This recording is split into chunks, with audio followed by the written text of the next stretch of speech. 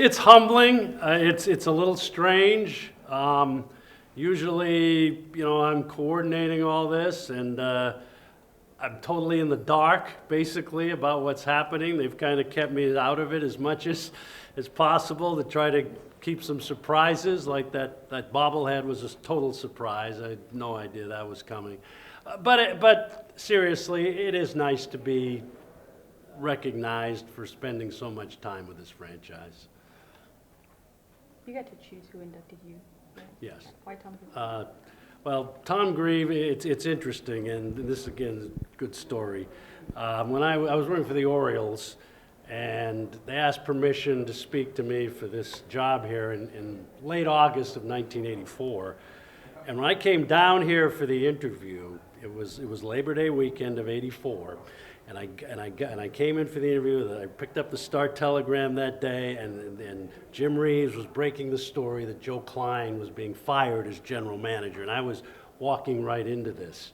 So I went ahead and I interviewed, and they offered me the job on a Saturday morning before I flew back to Baltimore, and it was the same day that Tom Grieve was appointed as the general manager of the Rangers. And so he and I kind of started together in the baseball side. He was my boss for a while, and then for most of the last, it's hard to believe, but most for the last 28 years, I've kind of been his boss, overseeing broadcasting and everything. And I just thought it was an appropriate tribute. He's retiring at the end of the year, and it just seemed like the right thing to do.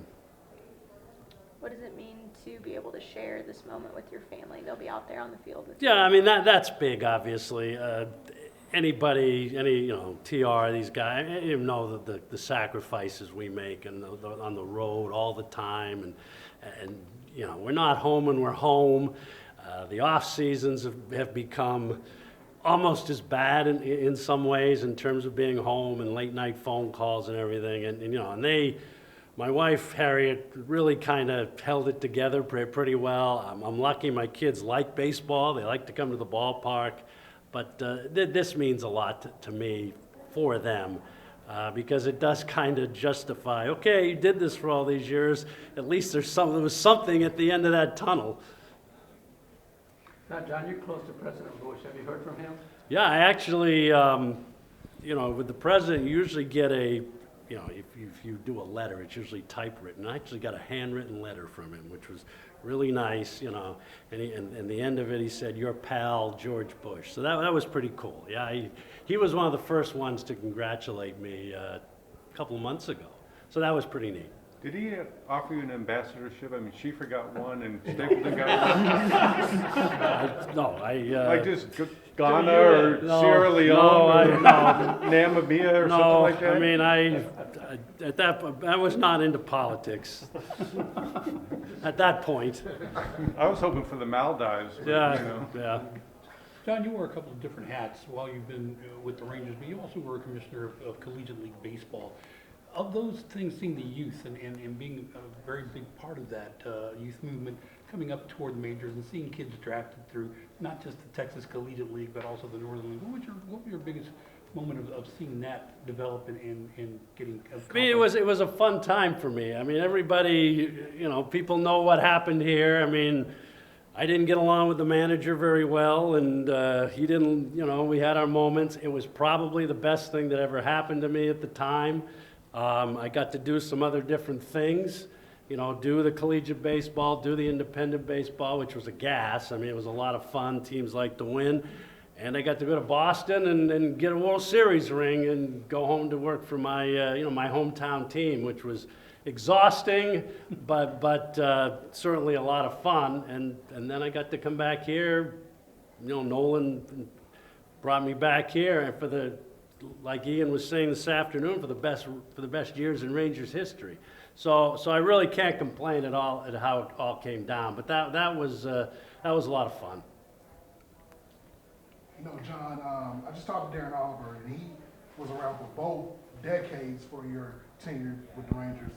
And he talked about the most important thing was you're able to adjust with social media and the players. I guess, yeah.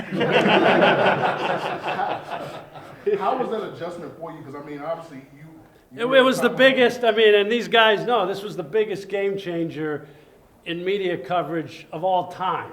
I mean, we thought, you know, guys that are old enough here know that it was newspaper writers, and then it was sports talk and cable television, and then it was the internet, and we thought all those things were, you know, changed the game and everything in terms of the immediacy.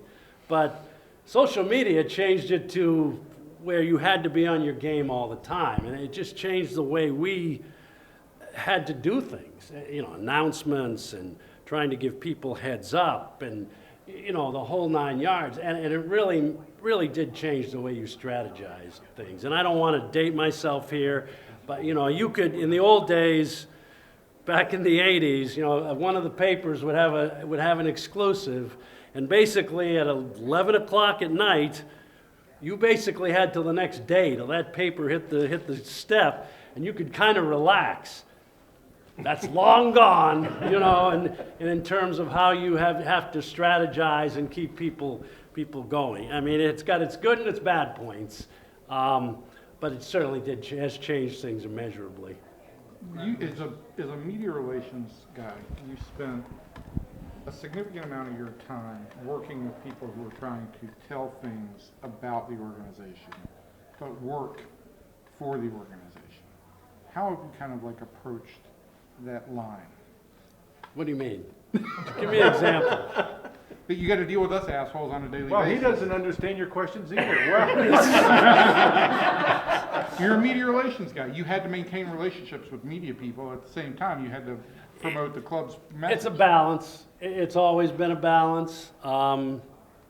Sometimes I've balanced it better than other times.